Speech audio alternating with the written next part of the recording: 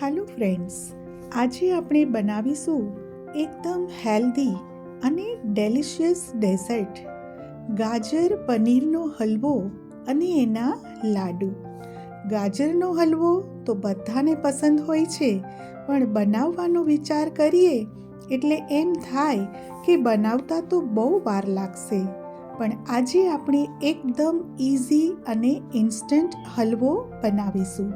તો એના માટે અહીંયા મેં 1 કિલો ગાજર લીધા છે. તેને ધોઈ અને કોરા કરી લીધા છે. તેની છાલ પણ આપણે કાઢી લઈશું. તો બધા જ ગાજરની છાલ કાઢી લીધા પછી આપણે એને કટ કરી લઈશું. ગાજરનો આ પીળો ભાગ બહુ જ હાર્ડ હોય છે. સ્વાદમાં તેમાં ગાજર જેટલી મીઠાશ કે ન્યુટ્રિશન્સ વેલ્યુ પણ નથી હોતી. વળી તેને બફાતા પણ વાર લાગે છે. અને જો કાચું ગાજર ખાઈએ તો આ પીળો ભાગ છે એને ડાયજેશન થતાં પણ વાર લાગે છે. તો અહીંયા હું ગાજરમાં રહેલો પીળો ભાગ કાઢી નાખીશ. બધા જ ગાજર હું આ જ રીતે કટ કરી લઈશ.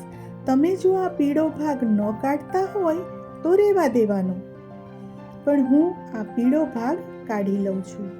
હવે મેં કુકર લઈ લીધું છે. સ્ટીલનું કુકર જ લેવું અને એમાં આ રીતે કટ કરેલા બધા જ ગાજર એડ કરી દઉં છું. હવે એમાં હું 500 ગ્રામ ફૂલ ફેટ દૂધ અને તે પણ ગરમ દૂધ એડ કરી રહી છું, એટલે જલ્દીથી ઉકળવા લાગે. તો આ દૂધ નાખ્યા પછી હવે ઉકળવા લાગ્યું છે એટલે હું કુકરનું ઢાંકણ ઢાંકી દઈશ. બસ, તો હવે કુકરનું ઢાંકણ બંધ કરી દીધું છે અને હવે સીટી પણ મૂકી અને 3 વિસલ વગાડીશું. હવે આ 3 વિસલ વાગીને ઠંડુ થાય ત્યાં સુધી આપણે પનીરને મિક્સરમાં નાખી અને એને ક્રશ કરી લઈશું. જેમ છીણેલું પનીર હોય એ જ રીતે મેં ક્રશ કરી લીધું છે. કુકર પણ હવે ચેક કરી લઈએ ખોલીને. તો જુઓ, સરસ આપણા ગાજર છે એ એકદમ બફાઈ ગયા છે. હું તમને બતાવું. જુઓ, ઇઝીલી ગાજર કટ થઈ જાય છે.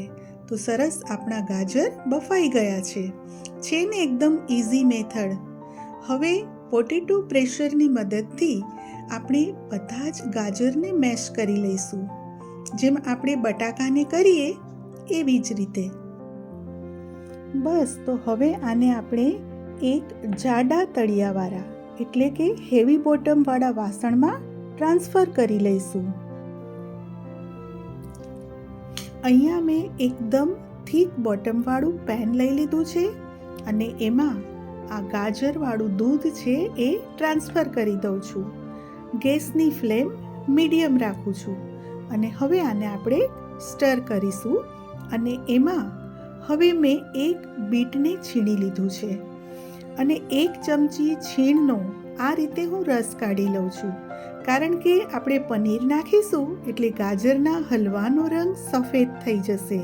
તો તે વખતે આપણે આ આર્ટિફિશિયલ કલરના બદલે બીટનો જ્યુસ નાખીશું. તો હવે આપણે આમાં જે પનીર ક્રશ કરેલું છે એ બધું જ એડ કરી દઈશું અને ફરીથી એને સ્ટર કરતા રહીશું.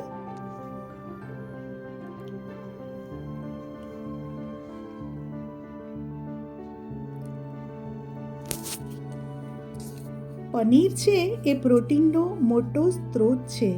કેલ્શિયમ, વિટામિન એ, મિનરલ્સનો પણ ખજાનો છે અને ઇમ્યુનિટી સિસ્ટમ પણ બૂસ્ટ કરે છે.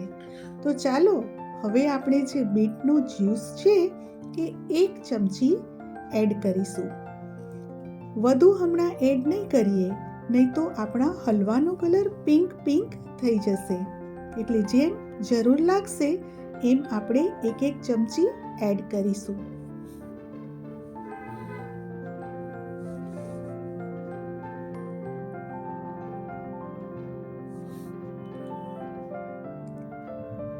તો ફરીથી હું અહીંયા 2 ટીસ્પૂન જેટલો જ્યુસ એડ કરું છું અને પછી ફરીથી આપણે એને સારી રીતે સ્ટર કરી લઈશું. અત્યારે ગેસની ફ્લેમ મીડિયમ જ છે. ફાસ્ટ ગેસ રાખવો નહીં તો તળેથી બળી જશે. હવે એમાં અડધો કપ મિલ્ક પાવડર નાખીશું હલવાની થિકનેસ ટેસ્ટ માટે, અને ખૂબ જ સરસ ડેલિશિયસ એવો આપણો હલવો તૈયાર થશે. પણ એને એકસાથે ન નાખી દેવો, નહીં તો એમાં લમ્પ્સ થઈ જશે.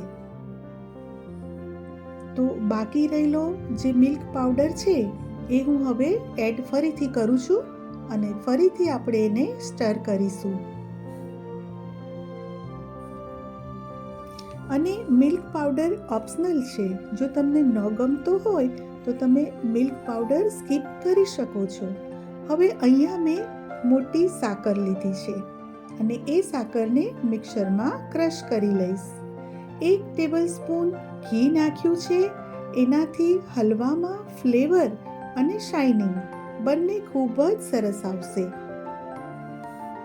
અને હવે દળેલી સાકર હું એડ કરી રહી છું અને 1 કપ હું એડ કરી રહી છું. તમારા ઘરમાં કેટલું ગળ્યું ખવાય છે એ પ્રમાણે તમારે વધઘટ કરવાની. મેં આમાં 1 કપ સાકરનો પાવડર એડ કર્યો છે. અને જો તમને ઇલાયચીની ફ્લેવર ગમતી હોય તો એ પણ તમે એડ કરી શકો છો. હવે જુઓ આપણા હલવાનો આ કલર.